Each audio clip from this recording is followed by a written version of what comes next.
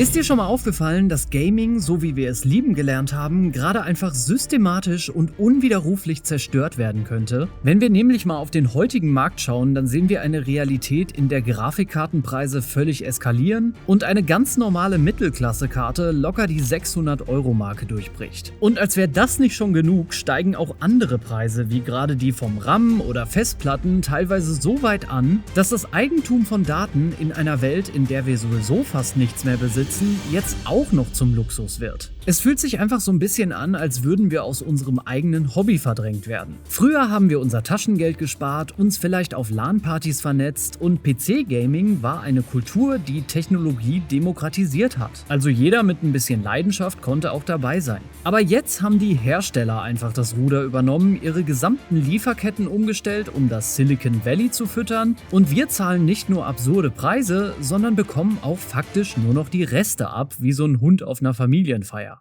Deshalb die alles entscheidende Frage: Lassen wir uns jetzt wirklich kampflos in geschlossene Cloud-Ökosysteme abschieben oder gibt es vielleicht doch noch einen Weg, diese digitale Grenze zurückzuerobern? Genau das möchte ich in diesem Video mal mit euch analysieren und euch zeigen, warum wir heute alle eine unsichtbare Silicon-Steuer zahlen, warum moderne Grafikkarten mutmaßlich gar nicht mehr für Videospiele gebaut werden und wie wir den digitalen Spagat in der heutigen Zeit aber vielleicht doch noch schaffen können. Also gehen wir rein. Wenn wir das doch nur alle gewusst hätten, oder? Dann hätten wir vor dieser jetzigen Krise trotz wenig Geld wahrscheinlich trotzdem nochmal in die Tasche gegriffen und uns mit Technik, die jetzt gerade schon ein halbes Vermögen kostet, eingedeckt. Vielleicht erinnert ihr euch noch an diesen geilen Sweet Spot in den 2010er Jahren. Da konnten wir für 250 bis 350 Dollar, beziehungsweise sogar noch weniger Euro aus heutiger Sicht, absolute Legenden wie die GTX 1060 oder davor die 8800 GT kaufen. Und diese Karten waren nicht nur schnell, sondern die reichen bis heute noch für Mittelklasse-Spiele gerade von damals aus. Klar kann man die heute auch noch gebraucht kaufen, aber der preisliche Vergleich zur heutigen Generation, der ist schon krass. Heute im Jahr 2026 ist dieser Mittelklasse-Held nämlich irgendwie tot und wenn wir uns die Preisentwicklung der letzten Jahre so ansehen, entfernen wir uns sogar gefühlt immer mehr von der Realität. Das absolute Flaggschiff, die RTX 5090, hat nämlich eigentlich eine UVP von 1999 Dollar. Wird dank Scalpern, also Leuten, die den Markt absichtlich beeinflussen und die Produkte überteuert anbieten, und KI-Nachfrage mittlerweile für absurde 3634 Dollar gehandelt, also 82% Aufschlag. Eine RTX 5060 kostet zwar zwischen 320 und 400 Euro, bietet dabei aber auch kaum Leistungszuwächse im Vergleich zu den Vorgängermodellen bzw. hat einfach ein schlechteres Preis-Leistungs-Verhältnis. Und die RTX 5060 Ti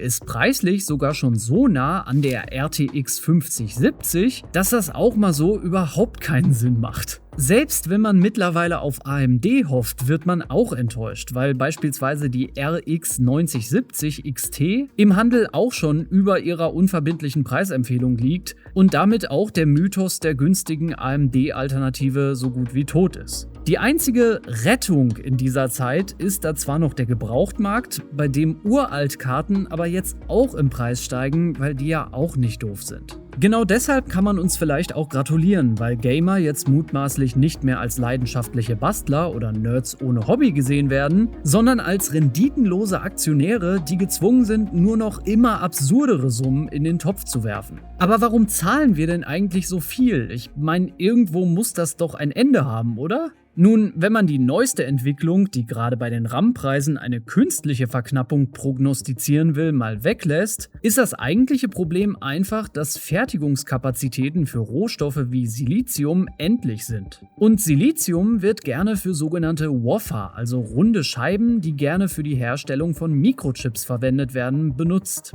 Diese Wafer-Preise werden von TSMC, einem Gigant in Taiwan, der für die Fertigung zuständig ist, jetzt aber auch extrem erhöht, wodurch ein Wafer je nach Art auch mal satte 30.000 US-Dollar kosten kann. Das liegt natürlich auch daran, dass physikalische Grenzen für diese kleinen Chips die Produktion auch teurer machen, weil die halt wirklich klein sind. Aber mal kurz zum Vergleich. Im Jahr 2016 bekam man 10 Nanometer für 6.000 Dollar. Heute kosten 3 Nanometer rund 20.000 Dollar. Für einen KI-Beschleuniger, den Nvidia für 30.000 bis 55.000 Dollar an Großkonzerne verkauft, ist das ein Witz und für uns Endverbraucher ist das eine existenzielle Krise. Wir zahlen heute damit nämlich eine unsichtbare Silicon-Steuer, um womöglich die Produktionskosten der nächsten KI-Generation zu unterstützen. Und das werdet ihr mir jetzt vielleicht nicht glauben, weil ich das bei meiner Recherche auch erst nicht geglaubt habe, aber die mitunter krasseste Veränderung passiert in diesem Moment schon auf so gut wie jedem aktuellen Mainboard bzw. der Grafikkarte.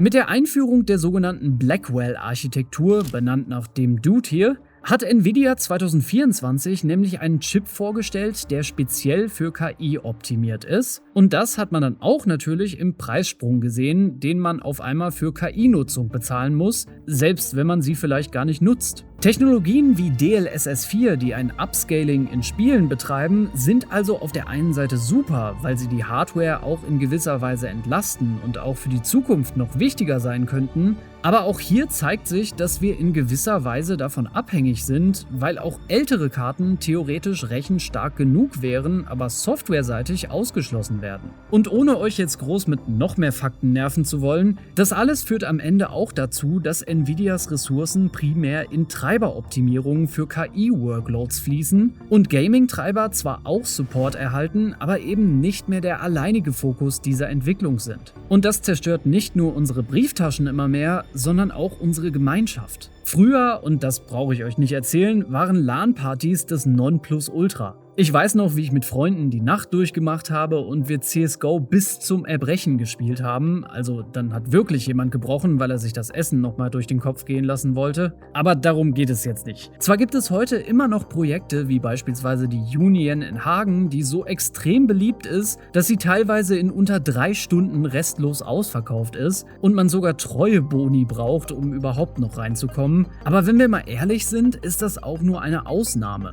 Der Mainstream verschiebt sich nämlich auch, weil Teenager sich die Hardware für diese eigentlich so tolle Erfahrung einfach nicht mehr leisten können. Und wohin flüchten wir also verständlicherweise? In geschlossene Ökosysteme.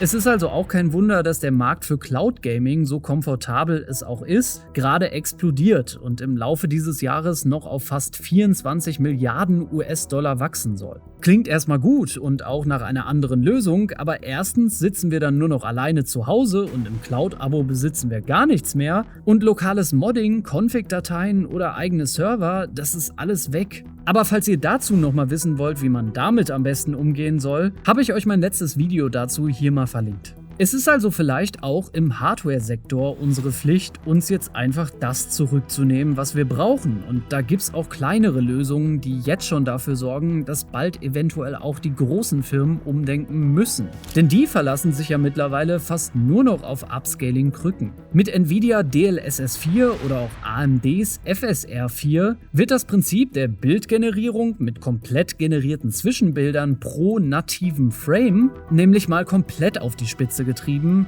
und da braucht man sich dann eventuell auch nicht mehr wundern, dass Entwickler sich die Optimierung wie bei Alan Wake 2, Dragon's Dogma oder auch Jedi Survivor sparen. Damit will ich nicht sagen, dass alle diese Spiele das extra gemacht haben, weil Raytracing-Beleuchtung damit oft erst möglich ist, aber bei manchen Spielen wird das mutmaßlich eine Sparmaßnahme sein. Kein Wunder also, dass beispielsweise Spiele wie Mecha Chameleon oder Romstead den Markt einfach komplett rocken, weil sie mitunter auch sogar auf alten Laptops flüssig laufen. Die Studios, die hier sowieso nicht viel Geld haben, müssen also auch keine Millionen für Raytracing verpulvern, sondern konzentrieren sich zu 100% auf das, worum es ja eigentlich geht, nämlich Game Design und Spielspaß. Und dass die Community auch schon rechtlich gegen alles vorgeht, was da läuft, habe ich ja schon in meinem Video zum Eigentum von Videospielen klargemacht, aber bei Hardware hat die EU mittlerweile auch das Recht auf Reparatur endgültig durchgesetzt. Das bedeutet, dass Hersteller unabhängige Reparaturen nicht mehr durch versteckte Softwaresperren blockieren dürfen. Und auch YouTube-Kanäle wie Northridge Fix zeigen, wie man defekte VRAM-Module oder abgebrannte Stromstecker auf Platinenebene repariert. Ob man aber auch zurückschlagen kann, indem man seine Grafikkarten nachts an KI-Startups vermietet und so auf neue Hardware sparen kann,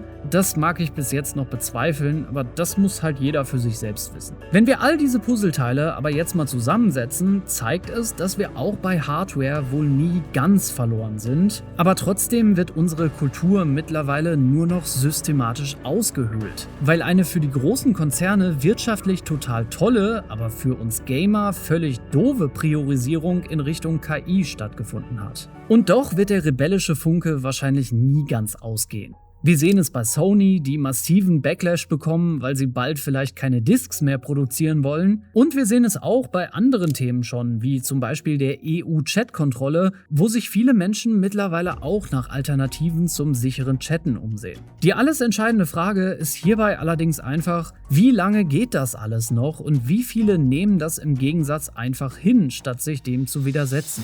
Ich habe da leider keine Antwort drauf, aber vielleicht habt ihr ja eine. Wie lange seid ihr den Wahnsinn der aktuellen Preise noch bereit mitzugehen oder seid ihr längst ins Indie- oder habe ich noch zu Hause Konsolenlager geflüchtet? Schreibt mir eure Meinung dazu gerne in die Kommentare. Und wenn euch das nächste Video, zum Beispiel das hier, gefällt, dann würde ich mich natürlich auch über einen Like gegen den Strike oder ein Abo von euch oder auch einen Hype sehr freuen. Wir sehen uns drüben oder auch im nächsten Video und haut rein!